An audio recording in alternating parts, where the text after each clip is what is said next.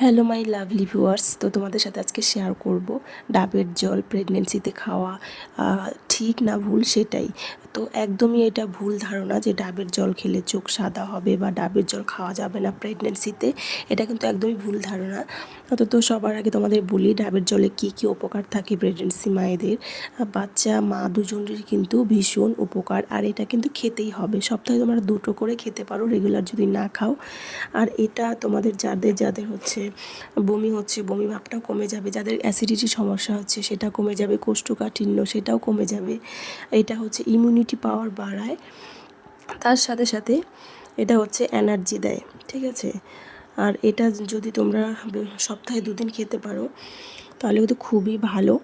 আর এটা ব্লাড প্রেশারও কিন্তু নিয়ন্ত্রণ করে। তাই বলছি যারা প্রেগনেন্ট আছো নিয়ম করে এটা রেগুলার পারলে খাবে। এটা হচ্ছে ভীষণ উপকারী।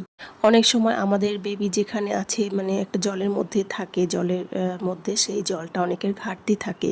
তো ডাবের জল যদি তোমরা খাও সেই ঘাটতি কিন্তু খুব তাড়াতাড়ি পূরণ হয়ে যাবে, বেবিও কিন্তু খুব ভালো থাকবে, সুস্থ থাকবে। তো সব মাদারকে বলছি তোমরা কিন্তু ডাবের জল অবশ্যই খাবে, কারো কথা কানে নেবে না যে ডাব খাওয়া যাবে না, নারকেল খাওয়া যাবে না, এটা খেলে বাচ্চার চোখ কটাকে বা সাদা হবে, সেটা কিন্তু একদমই না। আমার কিন্তু বেবি একটা আছে, তার হচ্ছে চোখ কিন্তু একদমই কটাকে বা সাদা হয়নি। আমি কিন্তু আগের বারও ডাবের জল খেয়েছিলাম, তো আমি নিজেই সেটার তার প্রমাণ।